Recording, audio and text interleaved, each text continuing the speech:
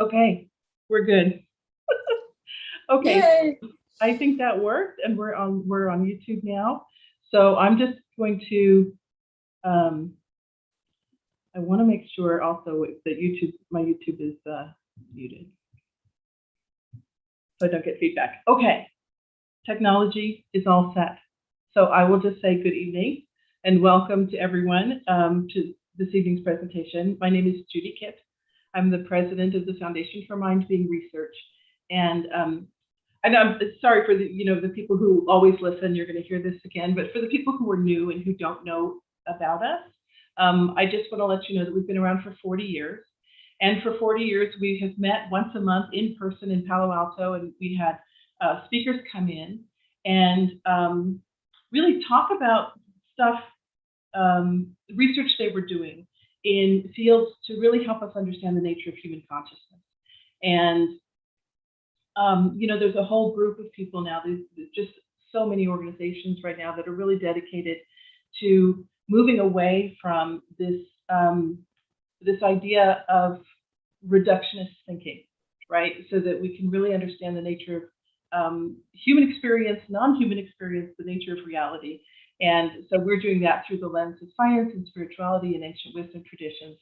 And so I encourage you to check us out at fmbr.org. We have a YouTube channel that a lot of people are watching on right now. It's FMBR TV on YouTube, and go ahead and subscribe there, and click on the bell, and you'll get notifications about when we're live. And our webpage is fmbr.org. So thanks for joining us this evening. We're really honored to welcome Miranda Alcott here. She has been supporting human-animal communication for almost 40 years. Same amount of time that we've been, doing FMBR. So clients rely on Miranda to bridge the gap between human and animal cultures. Animals are tuned to cues that we miss. Miranda observes that animals are the natural barometers of our own environment. They're keen to every change in our scent, every shift in our breathing pattern, every alteration in our demeanor, or any change in our household.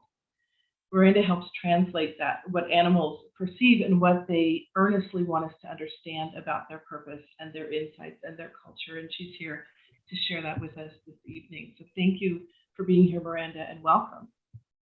Thank you. I'm very excited to be here. This is a beautiful foundation that you have. And my hope is that many, many people appreciate the richness of what you're doing. And the value of what you're doing is so deep. Just to be clear, for people who are listening, I'm just going to ask you to ask yourselves if you're in the right Zoom meeting. Now, here's how you'll know. Have you ever returned home late for a time to feed your animal? And you come through the door, you feed the animal, and as you're putting it down, you say, I'm so sorry, it'll never happen again. And you hear your animal say, yeah, right. Okay. If you have heard your animal say, yeah, right, you're in the right Zoom meeting. This is where we are all together. Yeah, I got a call several years ago from a woman who was just beside herself. She had a German Shepherd. And when I asked her what was going on, she said, he destroyed my seats. And I said, your seats? She said, yes, my carpets, my armrests. And I said, where was your dog? And she said, in my car. And she said, and the Lexus people said that they had never seen anything like the damage he had done with his teeth. He bent metal. And I said, metal? She said, yeah, he broke the mirror. And I said, where was your car? And she said, in the car wash. And this is one of those things, bless her heart, but this is one of those things where we have to put ourselves in the situation that the animal is in, but in the culture of that animal as well. Instead of, you know what, he'll be safe, it's okay, I'll keep him in there. No, he won't be safe. And in fact, it took everything he did to try to escape. So what we're talking about and what I teach in my classes is looking at a deeper level to understand how much they know about us, because they actually might know more about us than we know about them. And that's part of the mission I'm on, is for us to recognize we have a source right next to us that is incredible for learning about ourselves. So I came into this life so blessed to remember more than most people. I remembered the agreements I made right before I was born. I remembered being born. But what I couldn't understand was, how could people not remember where they just had been? Like, what, just before this lifetime, it just, and when I started voicing things to my parents, early on, they said to me, honey, that's really nice, but keep it in the house. And I appreciated that in years to come, because it meant that they were actually keeping me safe. And I valued that. When I was 9 years old, my parents became board members of ASPR for 17 years, which is American Society for Psychical Research. So I grew up watching many sensitives and mediums like Lotta von Strahl and Mark Probert, who were just amazing, come through our house and present their wares to the board so that they could present what they do to the membership, which was huge in Southern California. So I've been doing this work for a lot of years. I'm an animal-human communications counselor. I'm an animal medical intuitive. I'm a T-Touch practitioner with my master's degree in spiritual psychology. I responded to Columbine and 9/11 as a volunteer crisis intervention counselor working with the people on site. And through all of that, my partner was Whisper. She is a glab, golden lab. She was my second hearing service dog, real service dog. And it took me to some really amazing places. She was so kind and loving. And I discovered that she was interested in crisis intervention, because as I was training for crisis intervention, when you have a room full of people that are in crisis, and I mean huge environments, it's not always easy to tell who's most at risk.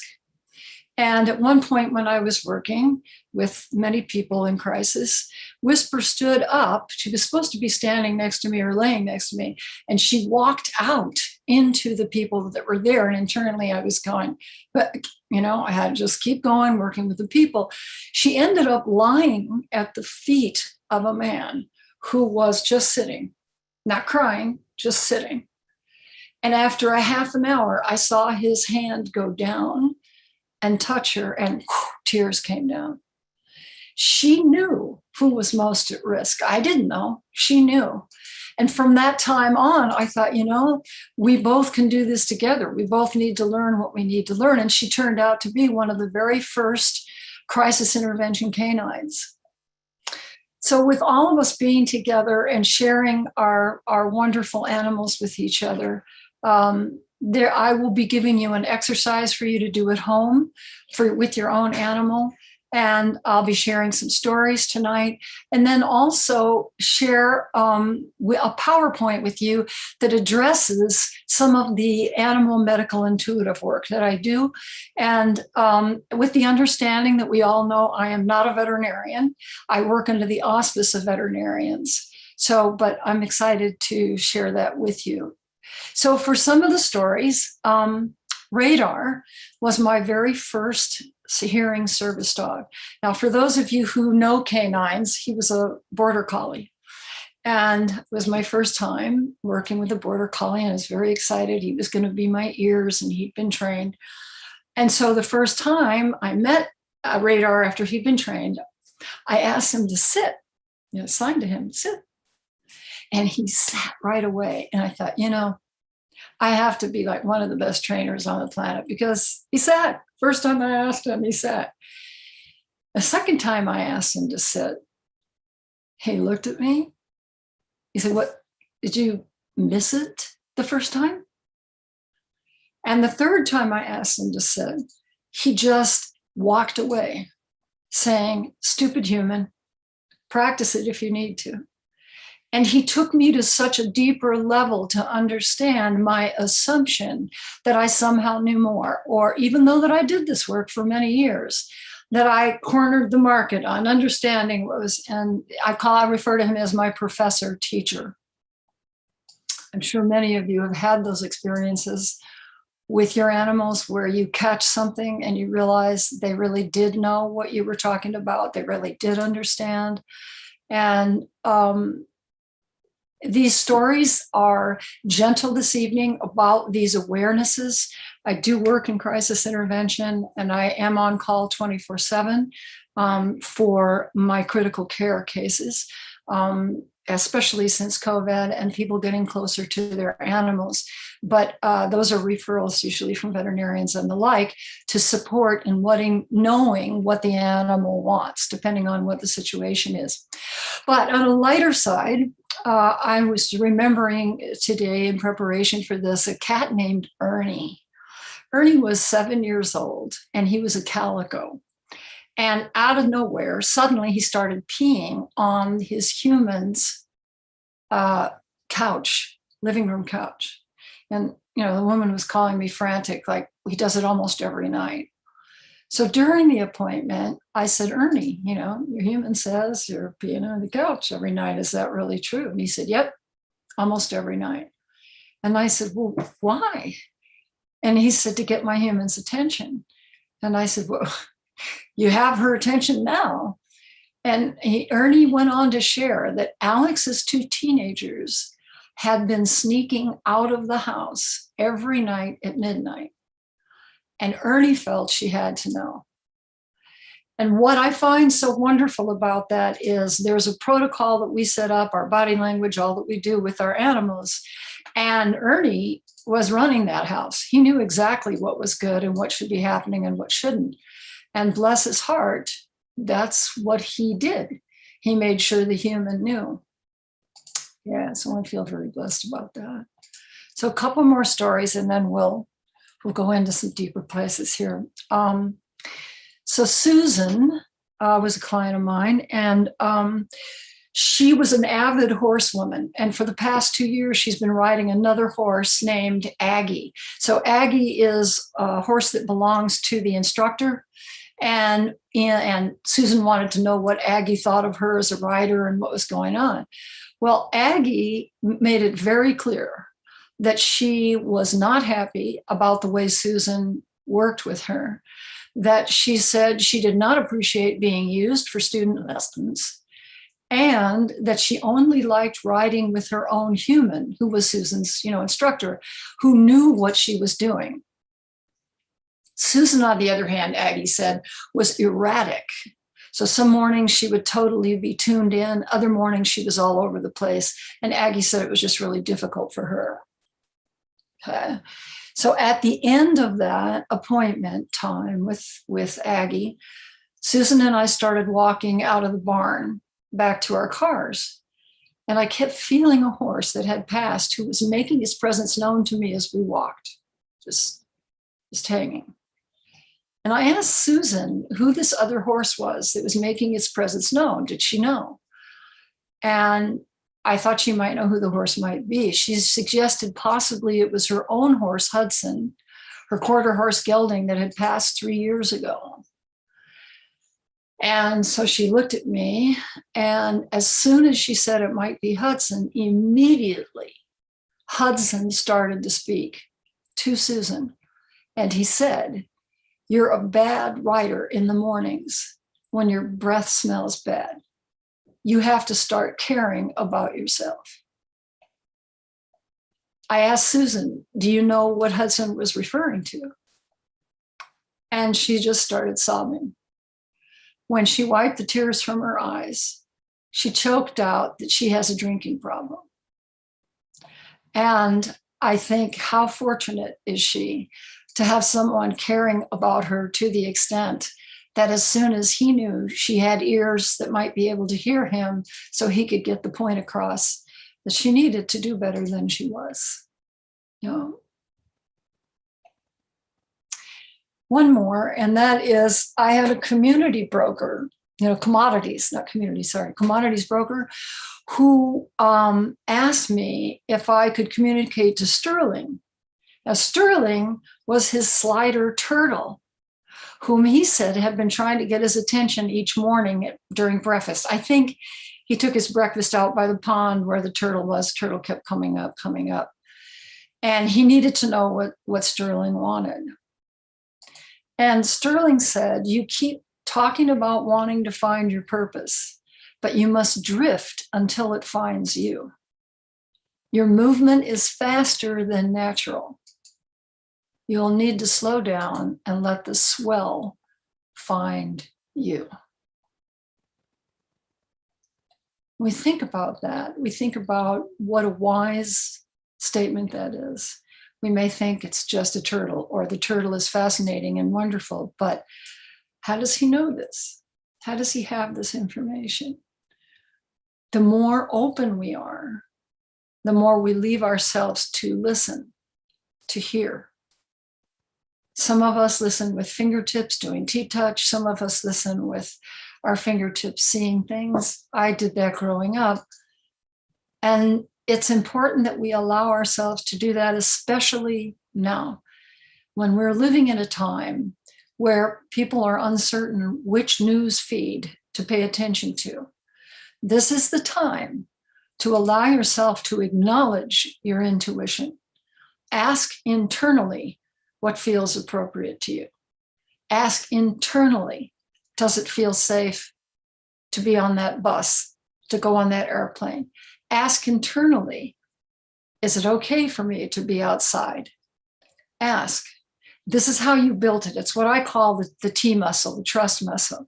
And that has to happen in a time where you're willing to take a chance. So, for years, people said to me, oh, Miranda, you're so gifted.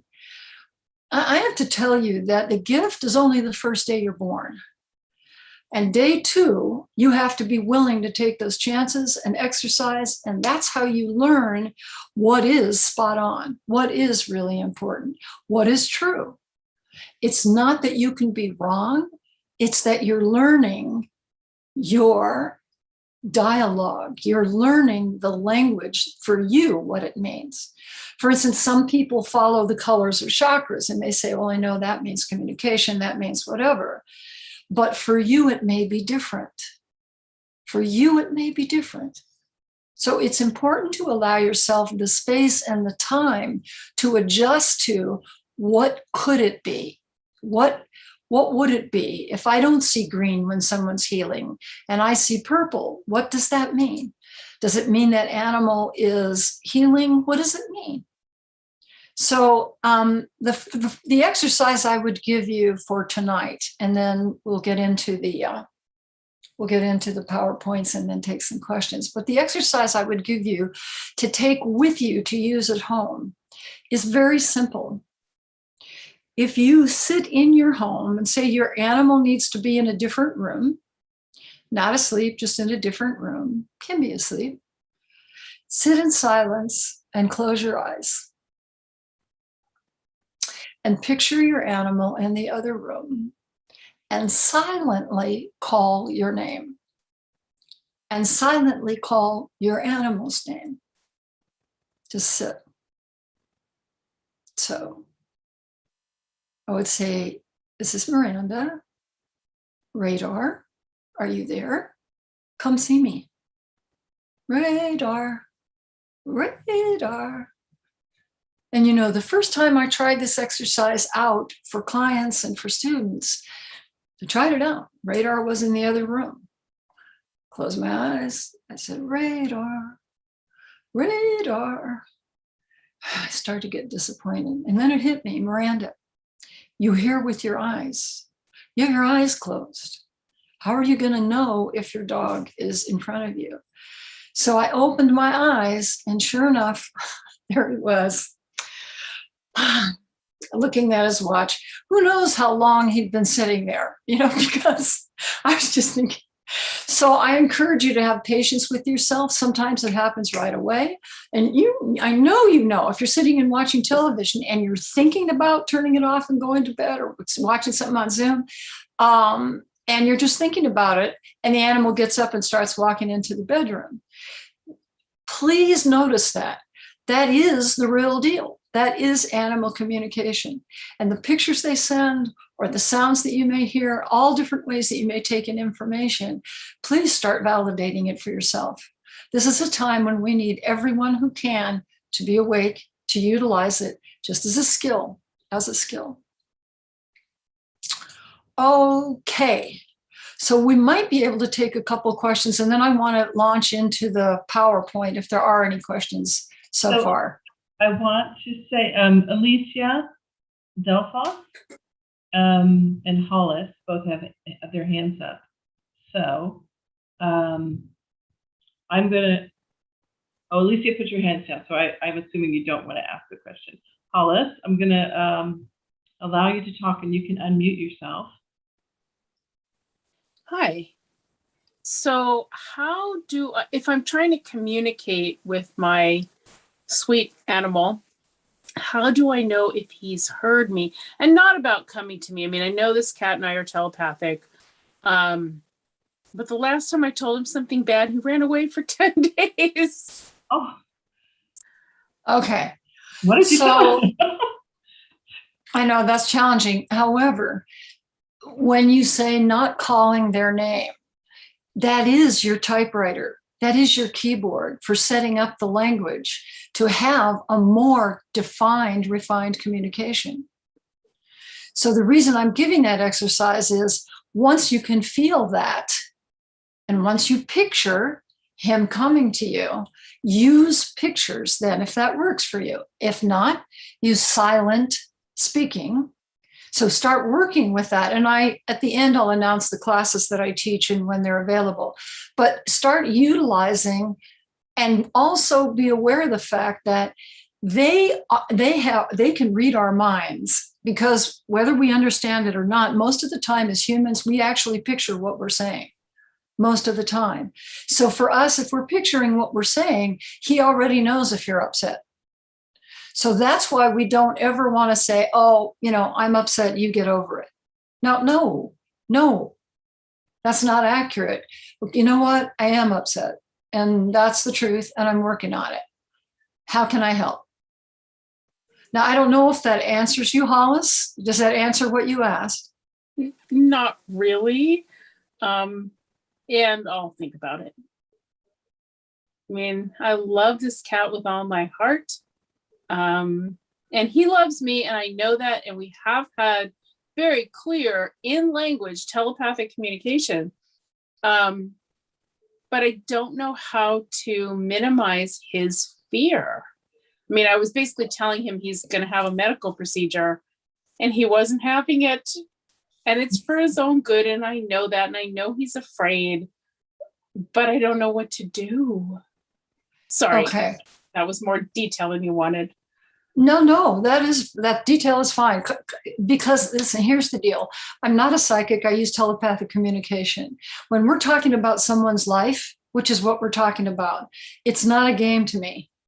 It's very serious. When you have a diagnosis, I ask my clients, if you have a diagnosis, let's start from there. Because I don't need to be wasting my time or yours by telling you what you already know. This is very important that you're asking about preparing, and I misunderstood because I am hearing impaired, that you were asking about his fear. One of the things that you can do is address it on by saying, I am aware that you are scared. And as long as you're presenting it in a place, because you say you have good verbal, nonverbal communication, telepathic, as long as you are honestly calm and saying, I am not. And I will be in touch with you all the way. You know where we are. This is something that has been presented to us as an option to help you feel better. In my appointments, I ask the animal before we schedule that so that they understand, and we explain, and then there's multiple choice. We go through a process. But when is he having this procedure? Well, I went walkabout for 10 days last time it was scheduled, and I have not rescheduled it because like I need to talk to him, and I don't think he's having it. I don't know what to do. Well, I would suggest, because this is taking this further, this is personal and important, that I would suggest you considering having an appointment so that we can address this. Because what you're talking about, yeah, go ahead. I've tried that and you haven't answered me. Sorry. What does that mean? I don't understand what you're saying. I called you and I emailed you and nothing. So I'll send you another email tomorrow. Hopefully this time we can set up an appointment. That sounds wonderful, but I appreciate your letting me know. I have a new assistant and I appreciate your letting me know. Thank you. And I'm sorry that happened to you. Okay. Thank you. Yeah.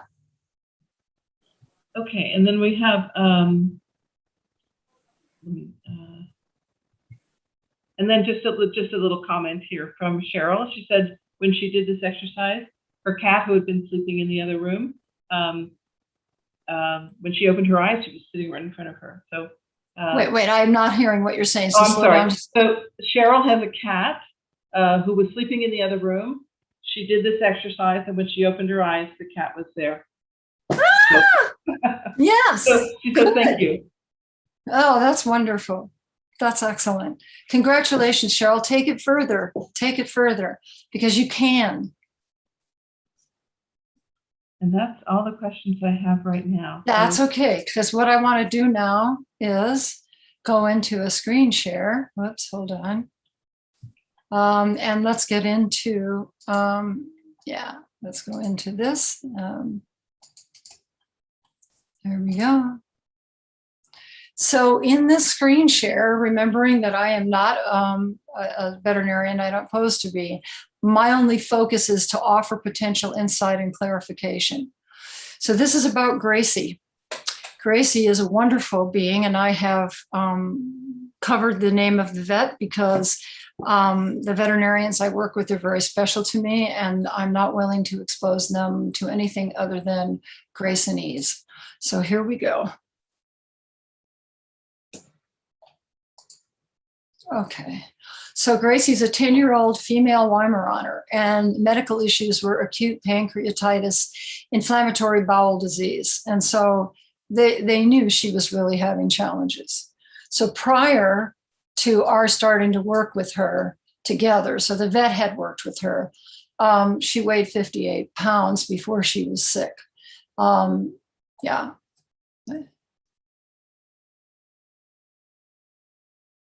The initial diagnosis and treatment. So the suggestion of malabsorption, which of course would lead IBD, IBS, and Gracie was put on prednisone. And you can see there the numbers for the diagnostics validating that was what they had found. The repeat blood test was no improvement after they had done this treatment. And Gracie was going down really fast. So even though that result, we continued to treat that way, the result was it continued to lose weight. And the vet was saying, I was afraid we were going to lose her if things did not turn around soon. So that was when the veterinarian reached out to me for this.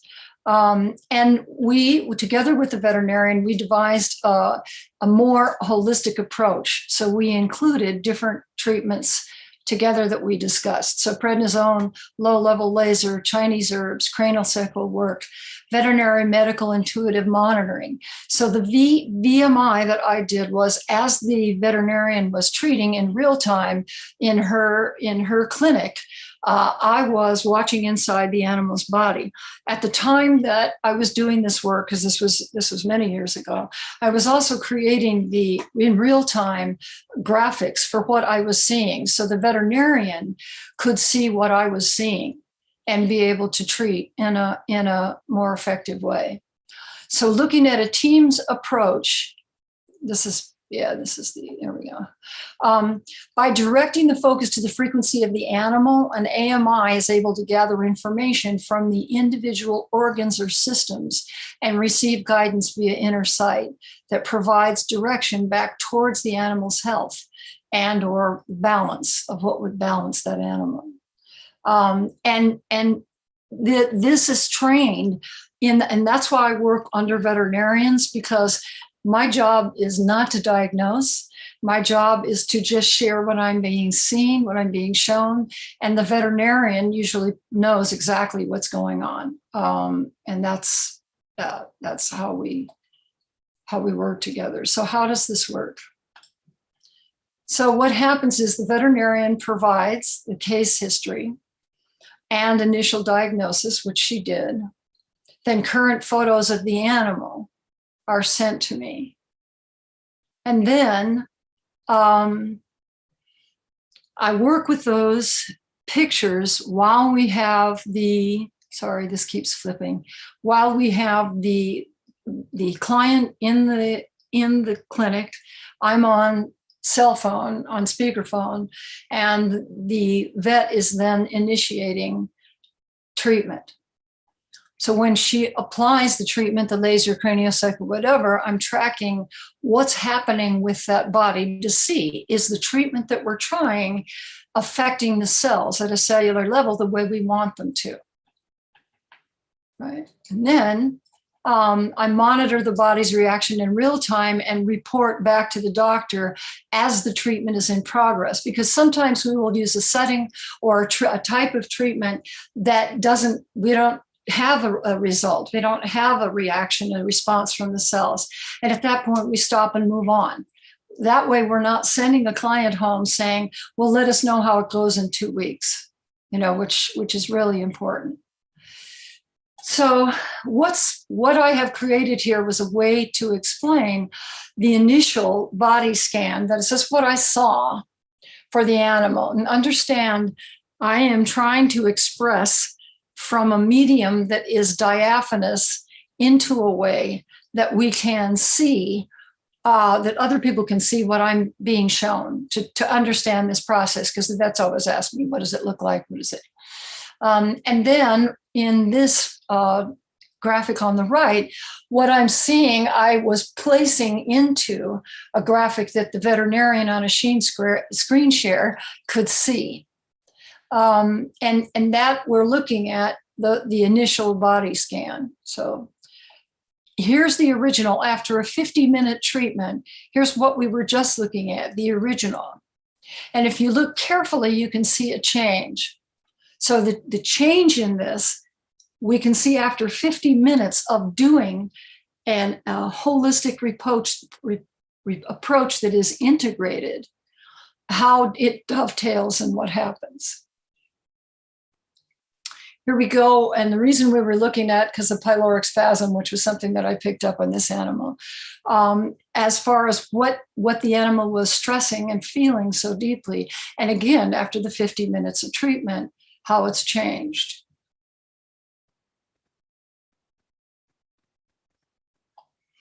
So veterinary treatments with the AMI monitoring continued on a weekly basis. And then here's an update after 60 days of treatment. You can see there's a big difference there. And in fact, again, look at the difference here.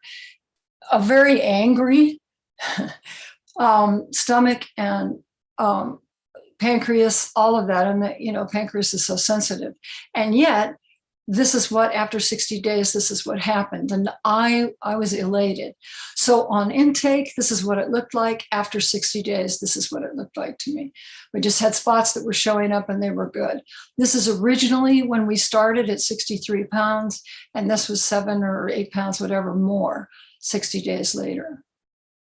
I'm excited about it because working as a team, we have so much more for options to work with. I mean, this is the truth. What you're seeing in these pictures, I mean, we really could see through her ears. It was just frightening to see her, but this is what she ended up smiling and being really mellow.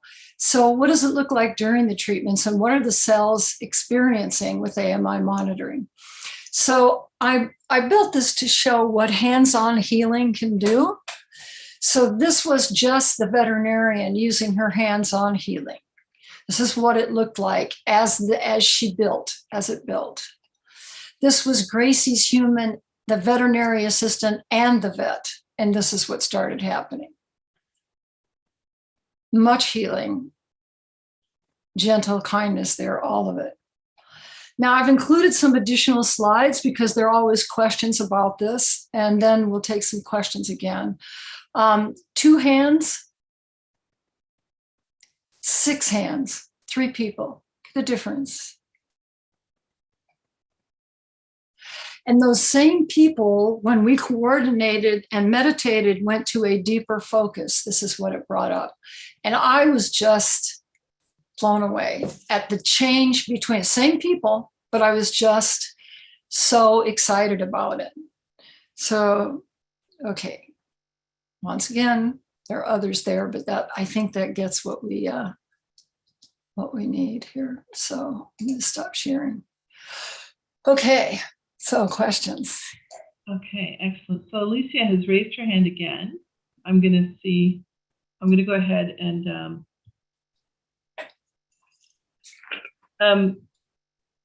Alicia, I'm going to allow you, if you want to speak, go ahead and unmute. Alice? Oh, Alice, I have. Okay, so I guess. This is Alice, but I did not ask a question. Oh, go ahead. Oh, you did not. You want to? No. Okay. I'm just listening. Sorry. Okay. I think I unmuted the wrong person, but it must have been a mistake. So if you have questions, go ahead and put them in the chat, and if you have questions on YouTube, go ahead and put them on the chat and they will be sent to me. I wanted to ask you one of the things, oh, here's someone, is Reiki effective? When you talk about energy healing, is it Reiki? I have not studied Reiki. That I let people who study Reiki do Reiki. But for me, this is diaphanous and energetic. Sometimes it changes textures.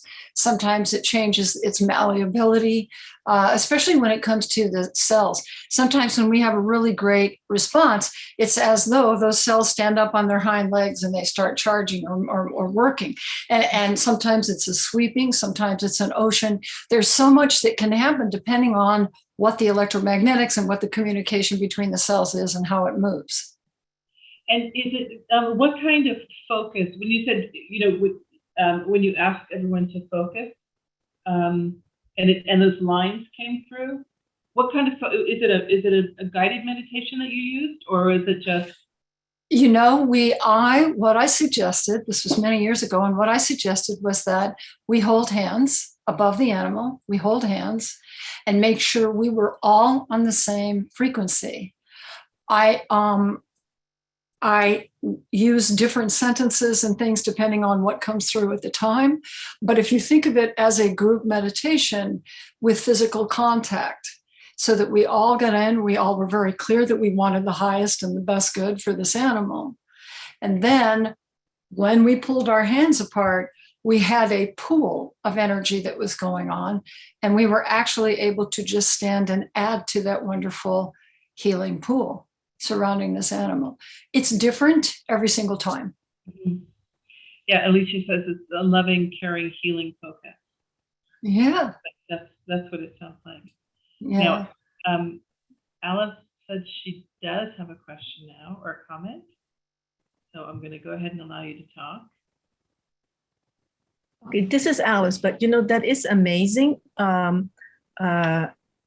Energy worker, not on animals, but a friend of mine had a dog, and the dog couldn't even walk, and so she brought the dog in, and everybody in the room put a hand on the dog. They're not energy workers. They just put a hand anywhere on the dog, and after like about half an hour, the dog got up and walked out of the room. I thought that was amazing. It is amazing. It is amazing. Good for you. And anytime you can gather people that way to do that is really important. Very important. no matter how we were brought up, it breaks through the boundaries of, wait a minute, I know this works because this really happened. I saw it. And then those people you have a beautiful connection with. So the more times you can meet with them, Alice, the better. Mhm. Thank you. Yeah, seems like it would build, right? Yeah.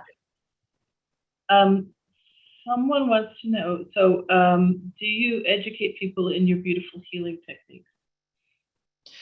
I start with basic communication, animal communication first, level 1, level 2, level 3. As far as going into the medical work, that is something that each one personally pioneers. I certainly talk about it, but it is something that I suggest that you work on using your own animals. And then there are people that have animals that, just as Alice just explained, to develop that. But I am not a medical professor, no, nor do I profess to be.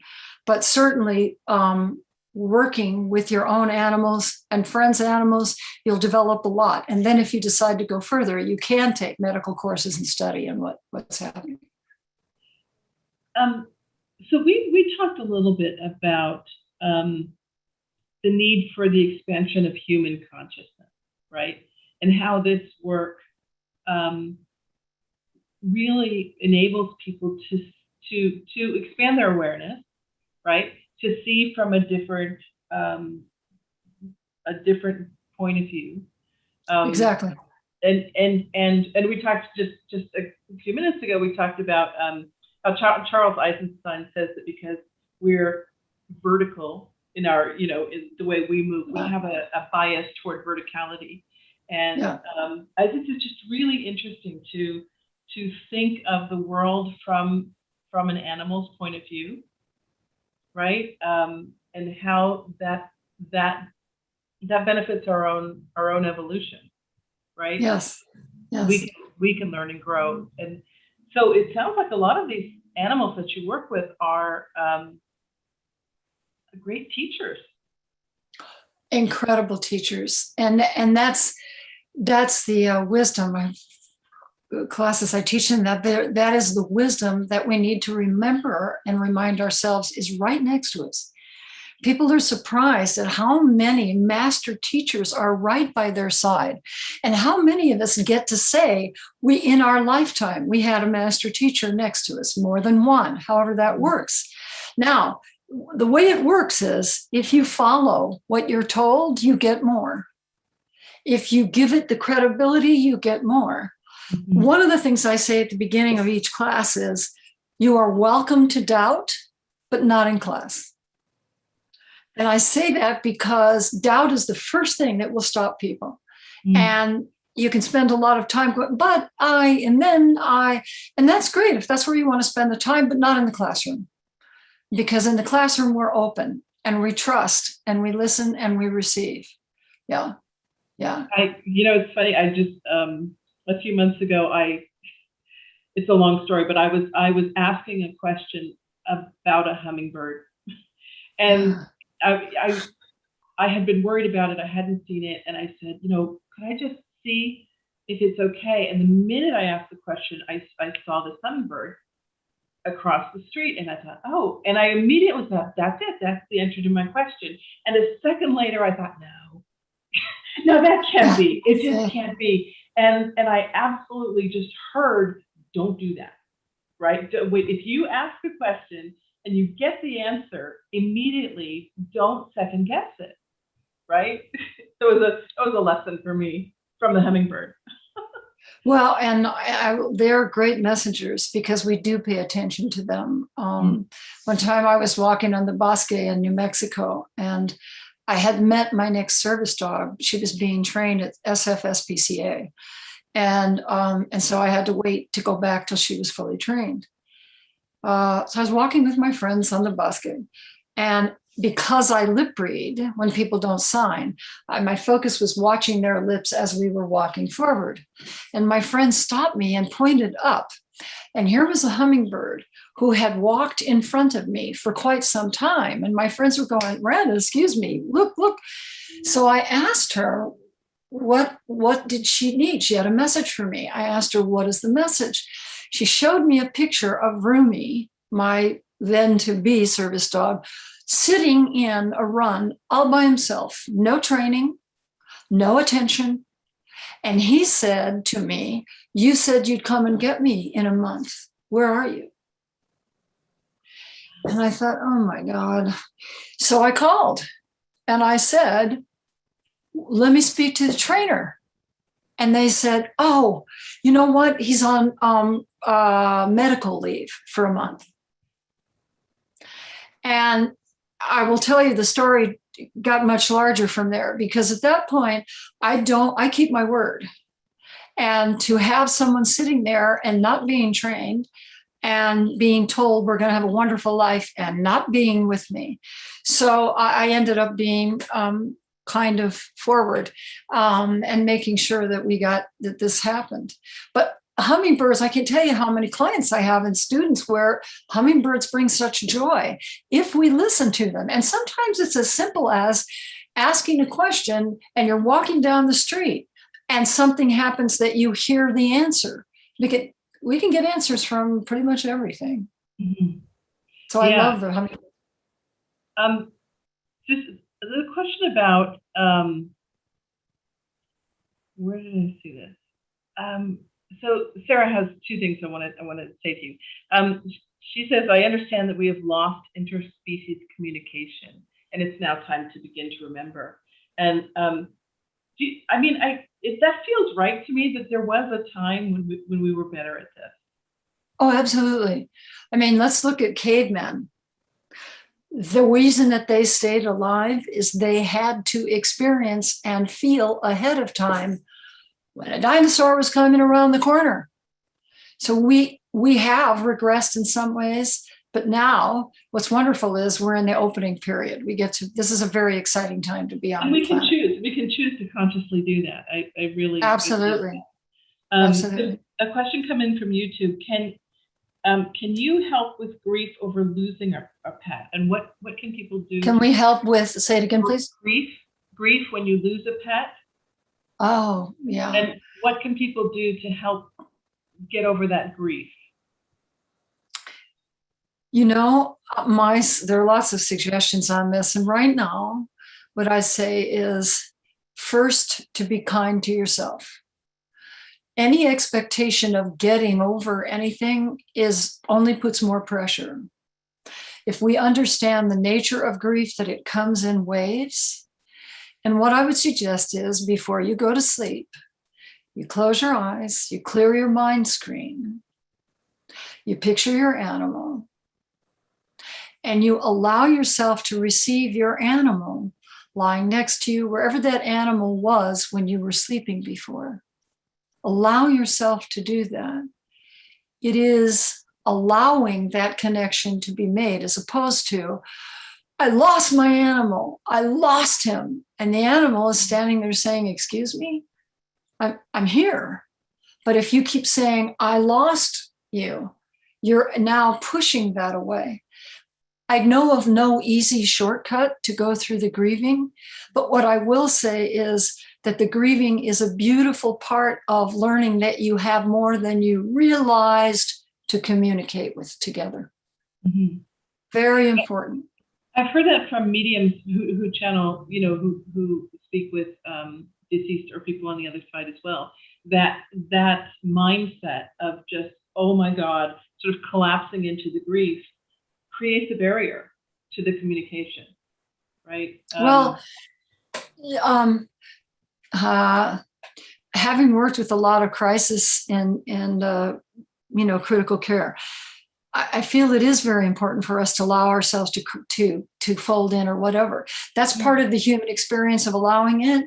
It's just that if we get on ourselves for doing that, oh my God, it's been a week and I'm still crying. Oh, right. Really? And I will tell you that animals have shared with me, many of them, that they actually feel honored when they feel humans' tears in their fur. Aww. On their feathers. Mm-hmm. This is an honoring of the admitting and feeling and opening of, yes, we're right here. Very important.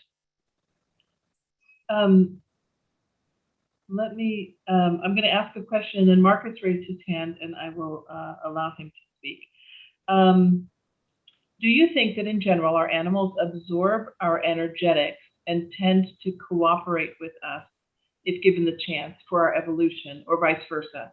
They have their whole different path, and maybe if we could listen, we could benefit in our journey and help theirs as well. Amen, sister. And But I will say this. Yeah, I will say this. It's a whole evolutionary path, right? Yeah, well, it is an evolutionary path. However, there's a fine line there. I think there has been a big belief that animals take on what were our illnesses. That can happen, but we need to understand it's an agreement between those two beings. Both have to agree to that. Right. There's been a belief for a long time that, oh my God, I did this to my animal. That may not necessarily be accurate. So I put forth for everyone's consideration, hold on. You need to take responsibility for what's yours, but over responsibility does not help either one of you. Mm. And there are times when we ask an animal, I feel that you are helping me, and I want to be clear. It will help me if you stay healthy. It will help me heal. Yeah. I like the clarity of that. Marcus, he wanted to say something, so you can go ahead and unmute.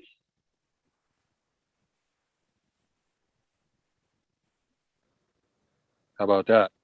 There you are. Hi, Marcus. Hi. Am I somebody?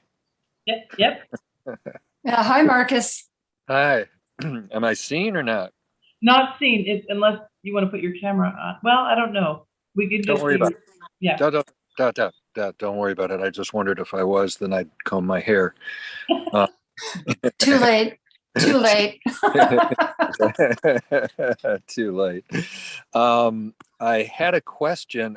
Can you see my question there easily? No. I saw what you wrote. Okay. I'll make it. I've got a 15-pound she's a spaniel mix. Extremely intuitive, the best dog I've ever been around in my life, and I've been around many, and I've wanted to catch up to her. But the main question I actually have is, I live on 2 acres of land, and it's rural city, and there's coyotes. They went away for about 6 months, and they're coming back. And we've had one. It's been around for 7 years. I know her, everything like that. I thought I had talked to her the best I could, and she ended up attacking Shanti. That's my girl, and it wasn't a bad thing. That's what she ended up attacking. Who? Shanti, my dog. Your dog, yes. Dog. Okay. Yeah, Shanti. It was not bad. There was no damage. She shook it off. My question: the freedom of her just going in and out the door, running around the property, is so valuable. You know, she's so happy instead of just being on a leash sleeping, even if I take her to the beach at night. Is there anything, I can't deal with the coyotes because they come in gangs sometimes and you can never trust them. They're coyotes. Is there something to do with coyotes? That's one question. And is there something that I can relay to Shanti that these guys aren't to be messed with? They're not like other dogs. They can turn on you. They will turn on you. And her life, of course, is so strong, but so is her freedom. Is there anything that can be done with that? I appreciate your question. I have a question for you first. What area do you live in? Where are you? I'm in Santa Cruz, SoCal. Oh, okay, fine. Yeah. So, well, no Cal, right? Yeah. Yeah. Here's the challenge. I live in sorry. There is actually a city that gets confused all the time. The city is called SoCal, just like SoCal. Oh, SoCal. Yeah. I forgot to tell. Yeah. I did make that assumption. Sorry. Yeah, yeah. Here's the challenge. Where I live is in SoCal. And I will share with you that starting 3 years ago, the forest rangers in Orange County started using paint guns to mark the coyotes that were human aggressive. I have personally had my dog in a very small dog environment when I used to live in Topanga, and was greeted by a 65-pound coyote. Oof. And when I puffed up and did that, he looked at me and said, "Is that all you got?" Yeah, I know. I mean, there was no, and No. you know, the way they hunt is they send one out and then the rest of the pack shows up. Yeah. I have been able to call my dog, my border collie in New Mexico, off a coyote because the pack was on its way, which to this day is a miracle. Has nothing to do with me, has everything to do with my dog's loyalty. But at this point, I cannot say, I mean, you can create energetic boundaries if you want to, but because as humans, what we've set up is that we had a whole year where we did not mess with the earth as much as we usually do. They now have more prey, and now it's getting very hot.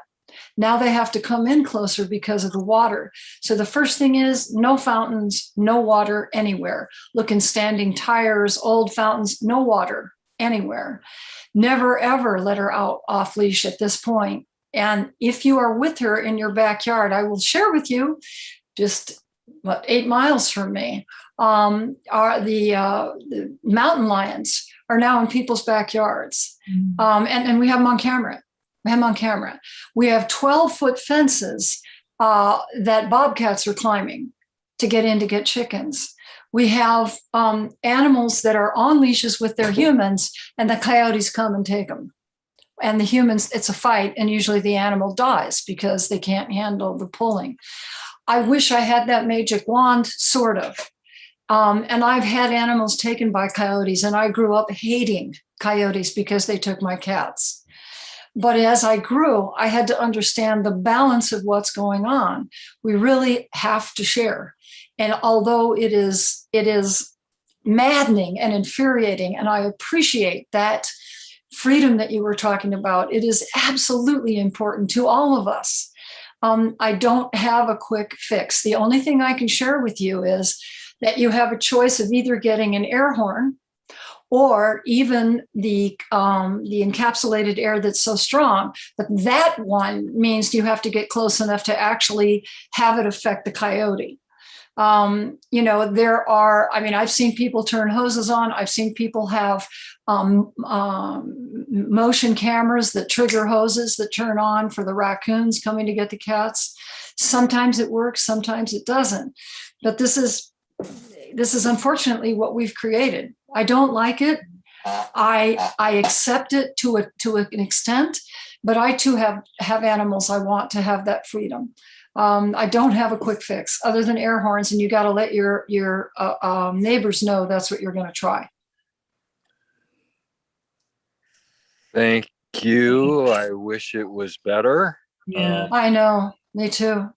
But I don't, and I'm open to anyone having a better, focus of it. But the thing that is disconcerting now is that they're coming after humans, and they won't announce that or release it or anything. But I'm just letting you know, I learned that 3 years ago. And so these are people that know how to hunt, and they hunt in a pack. So just know, when you see one coyote, you are history. You are, I don't care how far away it is, because I've seen them climb 10-foot fences. Yeah. Yeah. Wow. Coming after humans. Wow. It's a little worse down there than it is up here. Yeah. Yeah.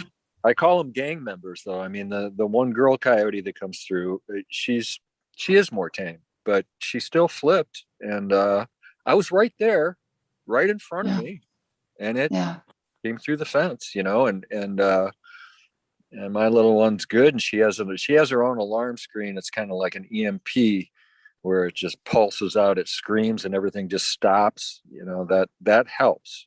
That does help. But I like the idea of a a little siren Yeah. thing. We used to have them for boats. Where do you get them with those little sirens? I'll tell you because I have a lot of dog walkers that carry them in their pocket. The ones they do are the ones you can get at sporting goods stores, and they have them in very small. It's it's loud and it's really obnoxious. But Yeah. And I okay. So the human part of me here says, don't hesitate in doing a stomp and a boom right away. As soon as you see that coming, that might buy you time to get her up in your arms. But anytime you make it worse, scarier, that helps. But I'm not saying take on a coyote. I'm saying make a sound that they're not expecting, do something they're not expecting. The other thing is, believe it or not, the thing that people used to use for training animals a long time ago, which is the can with coins in it. People walk with those and carry them because you can throw them in the street and they're really loud. You can throw them on the dirt and they're really loud. And again, it's not expected. So those are just some ideas. Yeah. And we should probably move on to the next one. So thank you, Marcus. Thank you. Thank you very much. And just coming in from YouTube, I guess coyotes have been killing dogs in San Jose, even on leash. Even the dog being walked on leash. Even the dogs walked on leash. Yeah. Yep. So there's a question about early on. You said you knew coming in. You remember your birth. You remember the agreements that you made coming in, and you remember what your purpose was in incarnating. And so there's a question about, I'd like to know your entrance into this life and knowing your purpose. I mean, how do you know how we can retrieve that? I think is the question. But just say more about that. So let's talk about that for a minute. That's a beautiful question. I used to work with people as well. And I still do from time to time, but I used to work with people growing up who wanted to know where Aunt Harriet buried the treasure. Because I was like, no, that's not what I do. I work at the intersection where both beings have things to still learn and heal. And I used to joke and say to my friends, don't ask me questions like where to bury the treasure, because when we work, you're not going to come out with Egyptian sandals on. That is not what I do. Mm-hmm. What's important is to honor.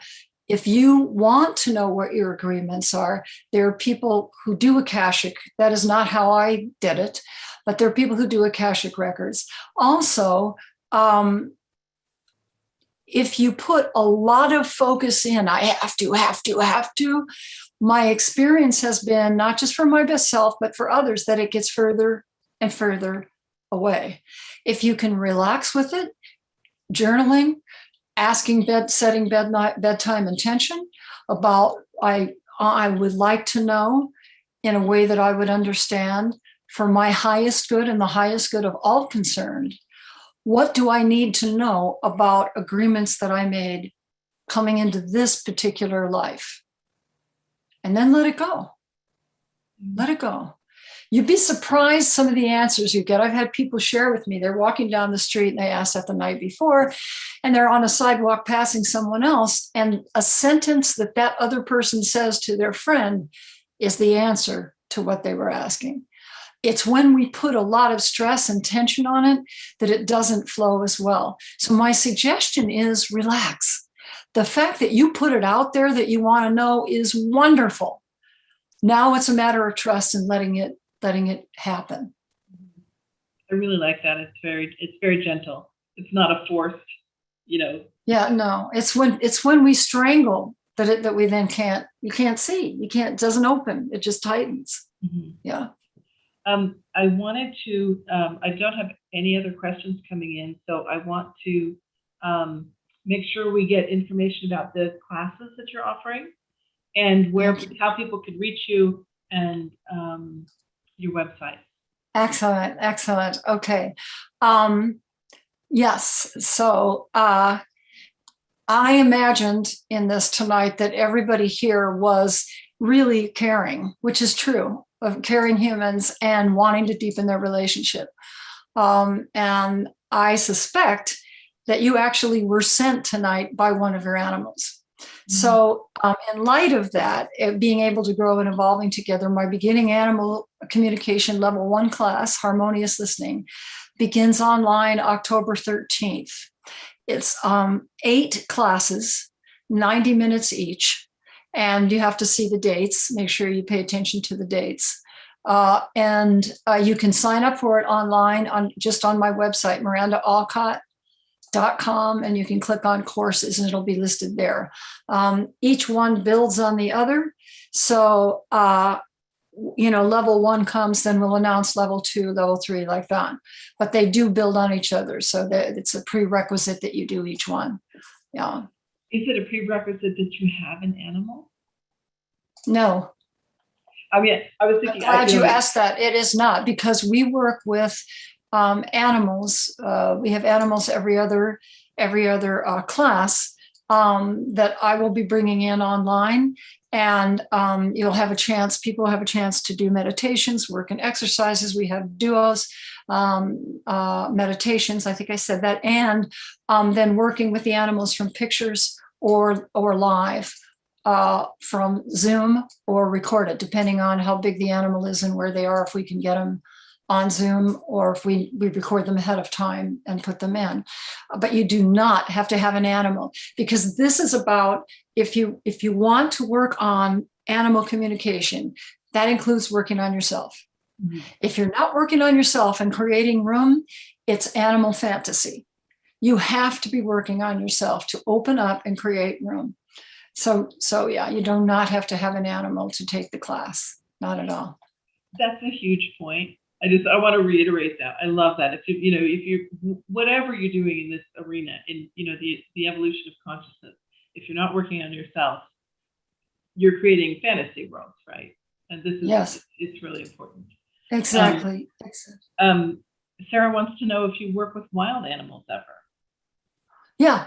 I do. I used to donate quite a bit of time for rescues, and it just depends. I now donate time mostly to rescues that are in cities, mostly to rescues that are organized shelters, kind of thing. Yeah, I do that, and I do work with wild animals. But right now, my focus right now mainly is working with animals in our suburbs environments and cities, because yes, the wild animals are leaving. They are. That's the truth. But the bottom line is, those animals that we have, the better care we take of them, the more opportunity we have to have more animals stay on the planet. Mm-hmm. But it requires commitment, and it requires that focus. Exactly. Yeah. So there was one more just story, very short, I wanted to share tonight, which is, these animals have so much wisdom to share. And I was working with a woman recently who had been agonizing for 17 years after her cat had passed 17 years before. And Kim asked her beloved Alcott posthumously, had she waited too long to help him leave his body? And Mickey, the Alcott, responded, "We cats have a different focus. Everything passes. It does not mean we don't have the painful experience. It just means that we don't keep the pain alive." And I think that's really important to remember, because people worry about, did I wait too long? Did I do it too soon? That's why it's important to ask the animal. We ask. Mm-hmm. I've had animals come into my practice that are walking on 3 legs. They can barely see and they can't hear. And you think, okay, quality of life, obviously this animal must be ready to go. And they go, no, not ready. Mm-hmm. And then I've had other animals come in that I want to say they're skipping in, but they come in and they say, get me out of here. This cancer is eating me alive. Mm. So that's why I get so many vet referrals. I don't know about you, but I'd want to be asked. And that's important to ask. We just have to be prepared for. It's not a coffee conversation. If we ask that question, it's a very serious question. And it's not going to be, oh, well, I can't do it at the end. Then why did you ask? Yeah, really good point. I've had a lot of cats in my life, and I have this sense that cats are just more surrendered to the flow of life, you know. And when death comes, they're like, got it. You know, at least the cats I've dealt with, they just sort of surrender. Right. They don't have the investment here that we appear to. Mm. Yeah. They're not stuck to this one lifetime. Yeah. You know, that's not their focus in life. Yeah. So if people want to consult with you, do they just contact you through your website? Yes, that's a great way to do it. MirandaAlcott.com and schedule an appointment. Otherwise, you can drop a line to MirandaAlcott@gmail.com. The challenge is I have been really, really busy, and I am. And that's why I was interested in what we heard earlier tonight, simply because this worldwide presentation is amazing the gifts that it gives us, the opportunities to help and reach out with light so far beyond what we ever could. But from an office standpoint, it's a lot to take on. So please, if anyone has had that experience, please do email me and let me know, because I care and I am here to be of service. Keep trying. Yeah. Yeah, and things that, you know, technology is glitchy, and so keep trying. Yeah. Good. So I think that's it. People are just saying thank you, thank you, thank you. Hold on. So Alicia says, I was seeing what her knowledge or thoughts are on animals that have passed from this life are. I didn't understand what you were saying. Say, please. I'm saying, what are your thoughts on animals who have passed from this life? I think we sort of just discussed that, right? Yeah. Okay, good. And I have one more comment here as we are ending. That's it. Just lovely. Thank you. Lots of thanks coming in. Check out her website for sure. This is really wonderful. And I think this is just a wonderful venue to expand our own awareness and maybe our own humility. And, you know, it really gives us a chance to be in the heart space more often, or at least, you know, more consciously. So. And I appreciate being invited. Thank you so much. And I just encourage everyone has intuition. You just start to use it. You need to use it more openly, and it gets stronger. Exactly. We need you. We need you. Please use it. Huge point. We need everyone with their intuition. Okay. Thank you, everyone. Have a great evening, and we'll see you next time.